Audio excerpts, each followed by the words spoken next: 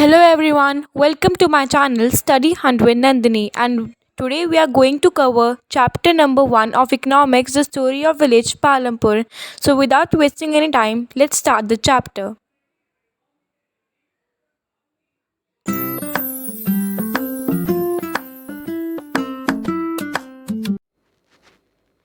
The purpose of the story is to introduce some basic concepts relating to the production, and this we do through a story of a hypothetical village called Palampur. Hypothetical here means an imaginary village. Palampur village reality में exist नहीं करता है. हमें सिर्फ imagine करना है कि पालमपुर एक विलेज है और फिर इससे हमें इस विलेज के प्रोडक्शन के बारे में समझना है. Farming is the main activity in Palampur, whereas several other activities such as small-scale manufacturing, dairy, transport, etc. are carried out on a limited scale. Farming Palampur की सबसे मेन एक्टिविटी है. मोस्टली लोग अपने घर चलाने के लिए फार्मिंग ही करते हैं और बाकी लोग ट्रांसपोर्ट का काम करते हैं, गुड्स सप्लाई करते हैं, उनकी शॉप्स है, डेयरी शॉप्स है, पर ये सब एक लिमिटेड स्केल पर ही होता है क्योंकि मोस्टली लोग फार्मिंग में इंगेज हैं. These production activities need various types of resources: natural resources, man-made items, human effort, money, etc. As we read through the story of Palampur, we will learn how various resources combine to produce the desired goods and services in the village. अगर हम कोई production खोल के बैठे हैं तो ऐसा तो है नहीं कि बहुत ईजिली हमारा काम चलता रहेगा. हमें उसके लिए बहुत सारे आइटम्स चाहिए. ह्यूमन एफर्ट, मनी बहुत इंपॉर्टेंट है. उसके बिना हम ना गुड्स खरीद सकते ना सप्लाई कर सकते हैं क्योंकि ट्रांसपोर्ट में पैसे लगते हैं और गुड्स खरीदने में भी. Palampur is a well connected with neighboring villages and towns. Raiganj, a big village, is 3 kilometers from Palampur. An all-weather road connects the village to Raiganj and further on the nearest small town of Shahapur.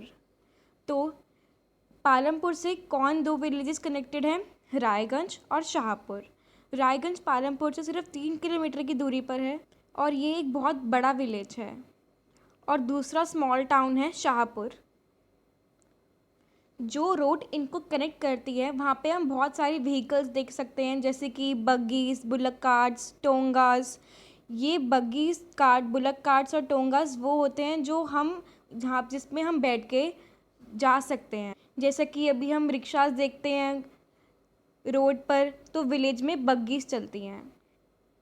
और भी हम कई सारे vehicles देख सकते हैं जैसे कि jeep, tractor, trucks, motorcycles. The village has about 450 families belonging to several different castes.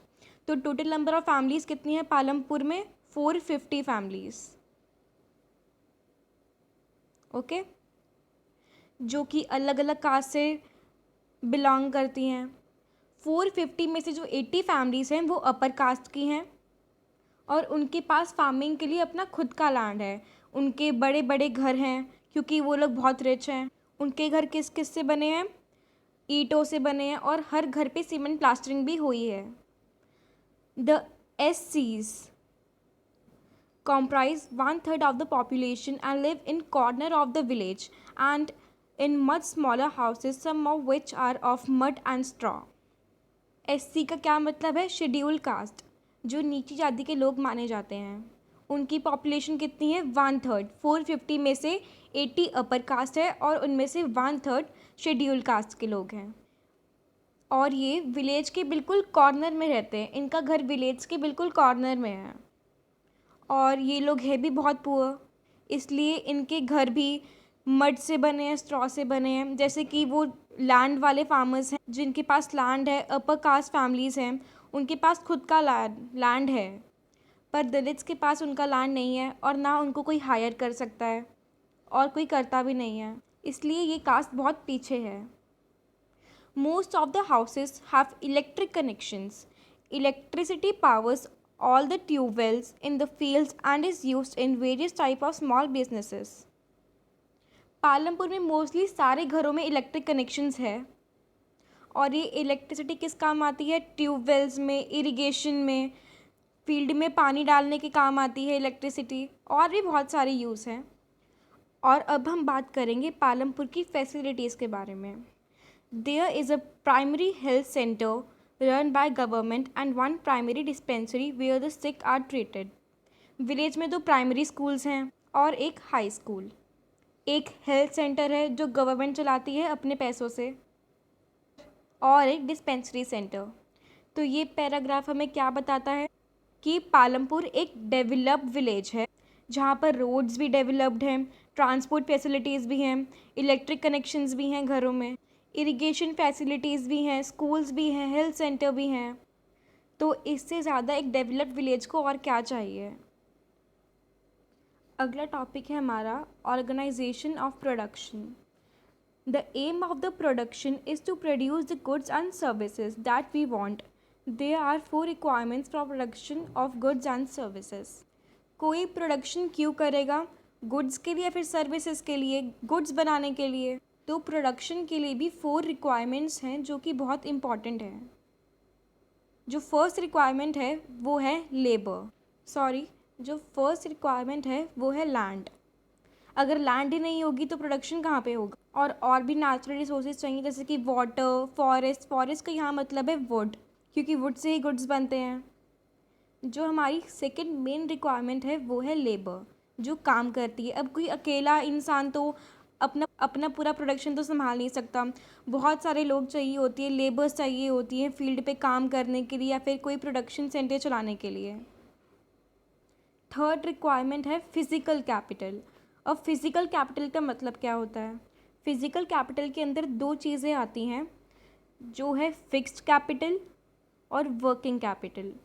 Fixed capital जो टूल्स, मशीन, बिल्डिंग्स, ये सब चीज़ें होती हैं, ये हमारी फिक्स्ड कैपिटल के अंदर आती हैं और फिक्स्ड कैपिटल हमारी सालों तक चलती हैं।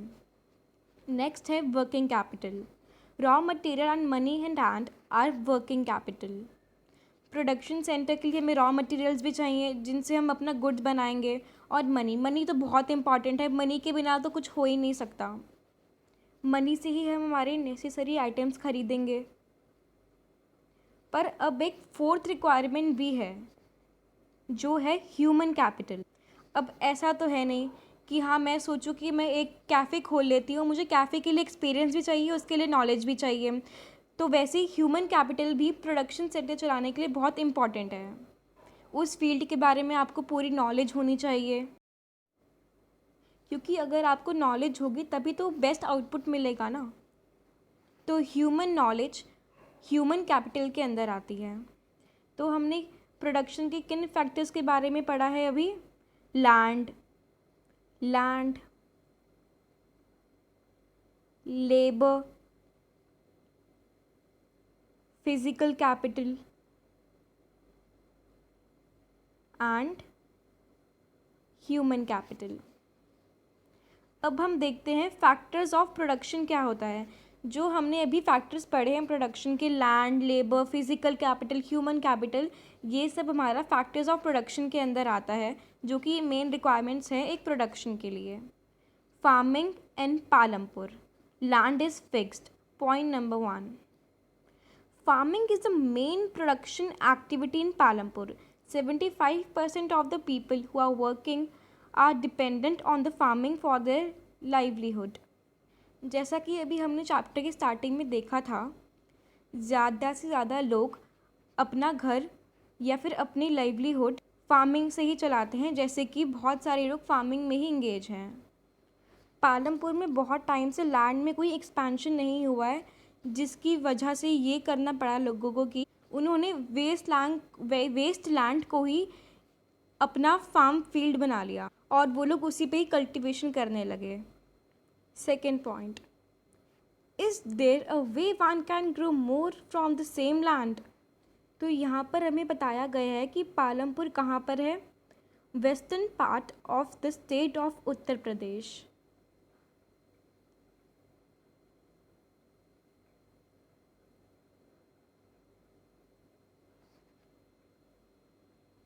पालमपुर में जितनी भी लैंड है सब फार्मिंग के में यूज़ होती हैं। कोई भी लैंड को आइडल नहीं छोड़ा गया है, कोई भी लैंड खाली नहीं है। रेनी सीजन्स में कौन से क्रॉप उगाए जाते हैं? खारीफ, जो हैं जोवर एंड बाजरा। और इन्हीं प्लांट से कैटल को फीड भी किया जाता है, जो उन्होंने पाल रखी हैं, बफेलो, काउस, इन सबको जवर और बाजरा से ही फीड करते हैं। विंटर सीजन्स में राबी क्रॉप्स उगाते हैं, जो हैं वीट। विंटर सीजन में वीट को बो दिया जाता है, और जब उनको हार्वेस्ट करने का टाइम आता है तो फार्मर्स क्या करते हैं, ताकि उनकी फैमिली का पेट भी भर जाए, उनको भी थोड़े ग्रेन्स मिल जाएं, वो अपने लिए कुछ अमाउंट ऑफ वीट अपने पास रख लेते हैं अपनी फैमिली के कंजप्शन के लिए, और बाकी जो बचता है वो मार्केट में बेच देते हैं ताकि उनको पैसे मिलें। और फार्मर्स वीट कहाँ बेचते हैं? रायगंज की मार्केट में। उसी सेम लैंड पे अलग कॉर्नर पे शुगर केन की कल्टीवेशन भी होती है। शुगर केन से ही जैगरी बनाते हैं। जैगरी मतलब गुड़, और जो गुड़ बनता है वो शाहपुर में ट्रेडर्स को बेचते हैं। The main reason why farmers are able to grow 3 different crops in a year in Palampur is due to the well developed system of irrigation। अब वहाँ पे इलेक्ट्रिसिटी फैसिलिटीज़ भी बहुत अच्छी हैं, तो उससे क्या होगा, इरिगेशन में कोई कमी नहीं है। इरिगेशन भी इलेक्ट्रिसिटी से ही चलती है, इसलिए फार्मर्स एक ही साल में अलग अलग तरह के क्रॉप्स उगा सकते हैं। ये आपका क्वेश्चन बन सकता है कि ये क्या रीज़न है कि फार्मर एक ही साल पे अलग अलग डिफरेंट क्रॉप्स उगा सकते हैं।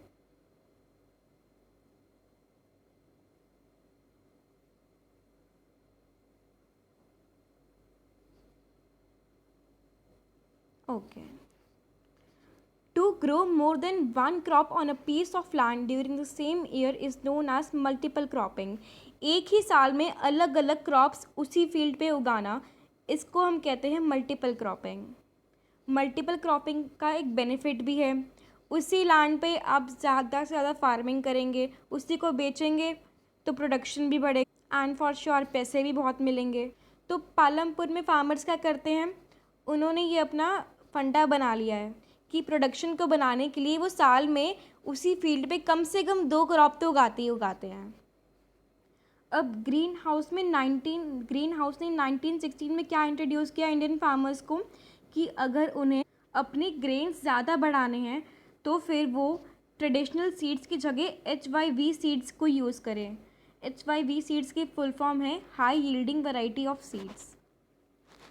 HYV सीड्स ने क्या प्रॉमिस किया था इंडियन फार्मर्स को, कि अगर वो HYV सीड्स यूज़ करते हैं तो एक ही प्लांट पे बहुत सारे ग्रेन्स उगेंगे, तो ये काफ़ी बेनिफिशियल भी था। पर HYV सीड्स ना बहुत सारा पानी कंज्यूम करता था, और इसके लिए हमें बहुत सारे केमिकल फर्टिलाइजर्स डालने पड़ते थे बेस्ट रिजल्ट्स को प्रोड्यूस करने के लिए।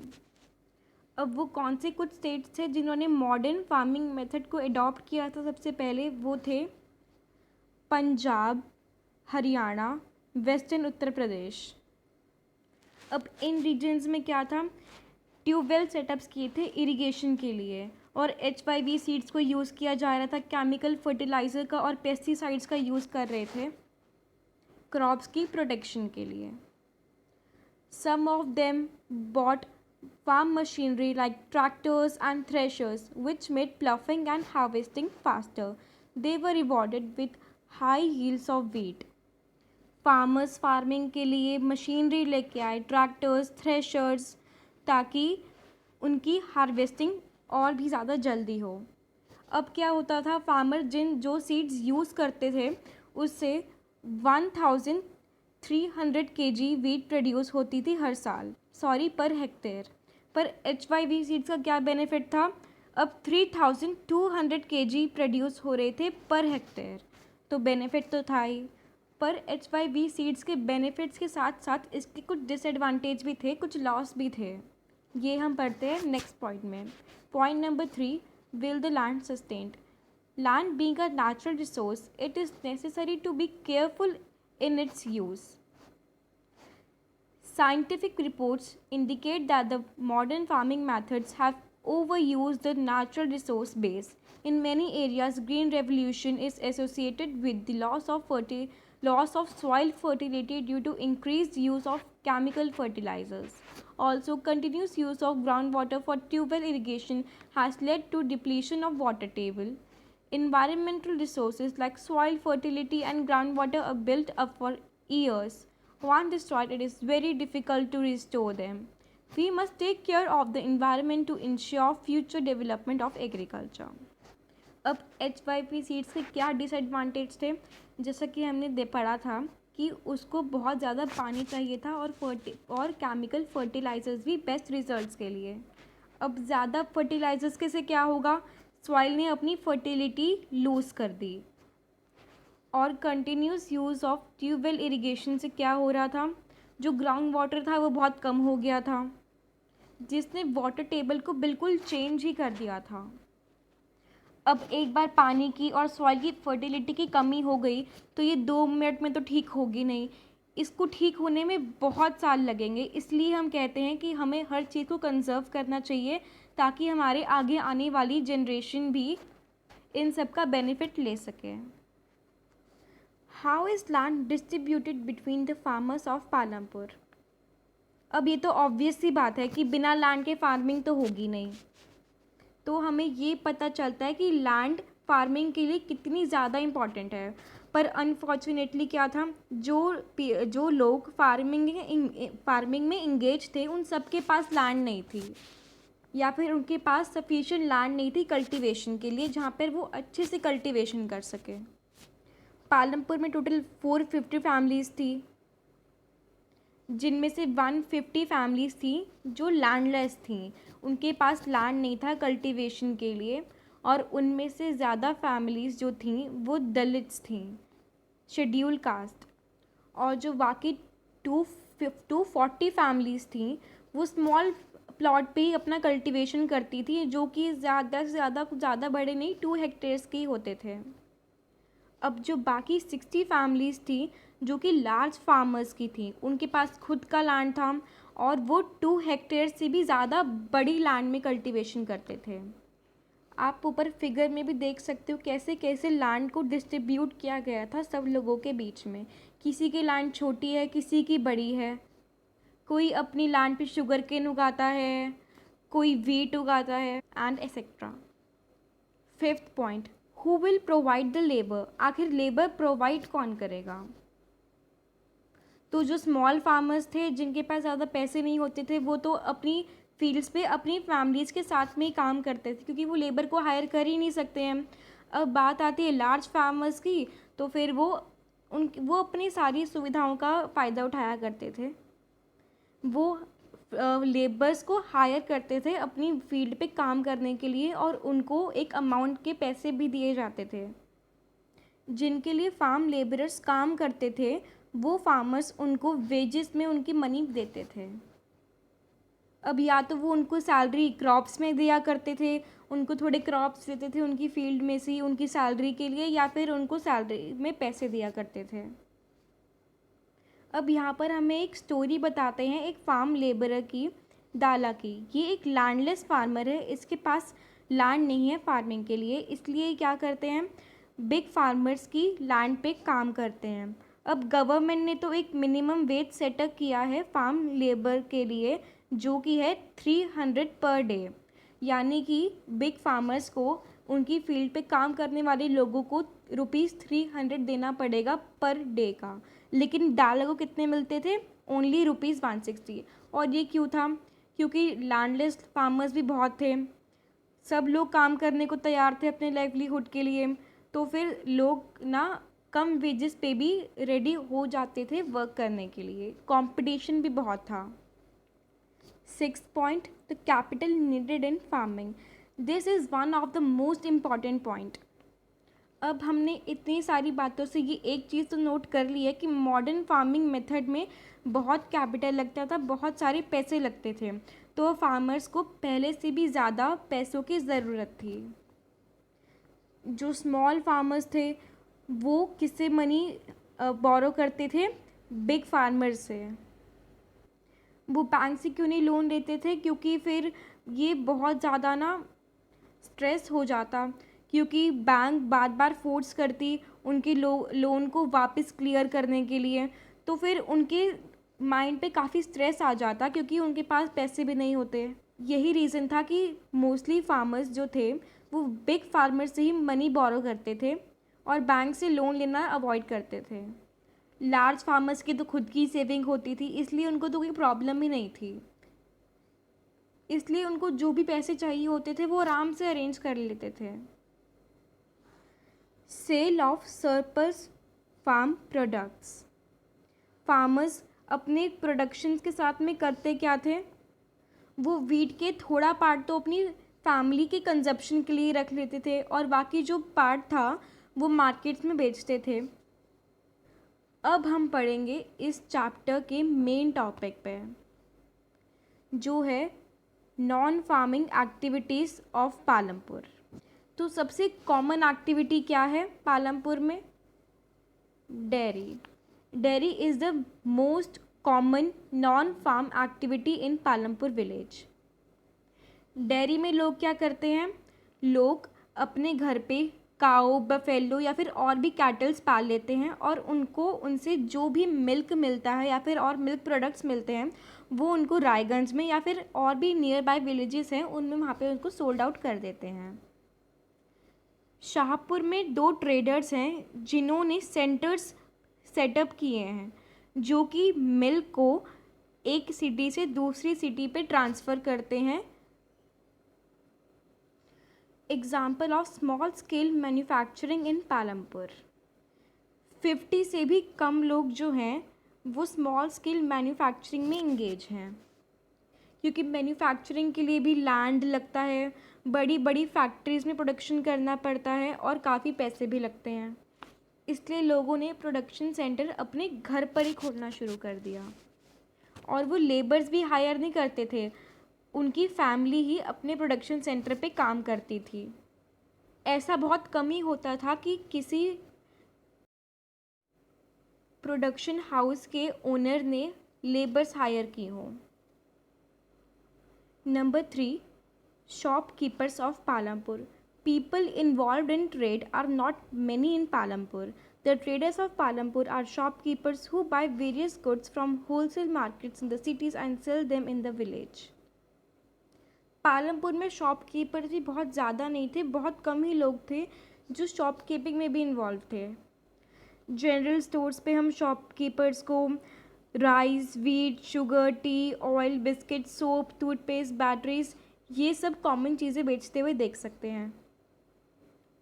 और वो कुछ फैमिलीज़ जिनके जो घर थे वो बस स्टैंड के पास थे, वो वहीं पे कॉर्नर पे एक छोटी सी शॉप को सेटअप करते थे। जैसे कि आपने देखा होगा कि रेलवे स्टेशन पे, बस स्टैंड पे आपको साइड में एक स्मॉल शॉप दिख जाएगी जो वहाँ पे ये टेबल्स को सेल करती है।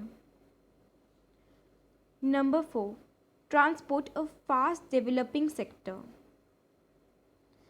There are variety of vehicles on the road connecting Palampur to Raiganj. Rickshawalas, tongawalas, jeep, tractor, truck drivers and people driving the traditional bullock cart and buggy are people in the transport services. They ferry people and goods from one place to another and in return get paid for it. The number of people involved in transport has grown over the last several years. जो road Palampur को और रायगंज को connect करती है उस road पे हम rickshaw वाला, टोंगा वाला या फिर जीप ड्राइवर को ये सब व्हीकल चलाते हुए देख सकते हैं। ये सब लोगों को अपने व्हीकल में बिठा के दूसरे स्टेशन पे छोड़ते हैं और इसके रिटर्न में उन्हें पैसे मिलते हैं जिनसे वो अपना घर चलाते हैं। तो जो लोग थे जो ट्रांसपोर्ट सिस्टम में भी इंगेज हो गए हैं वो अभी कुछ सालों से बहुत बढ़ गए हैं। तो ये हमारे इस चैप्टर का लास्ट टॉपिक था। Hope you understand the chapter. If you have any doubts regarding this chapter, you can ask me in the comment section. I will try my best to solve your doubts. If you like my video, please subscribe my channel and like the video. Thank you.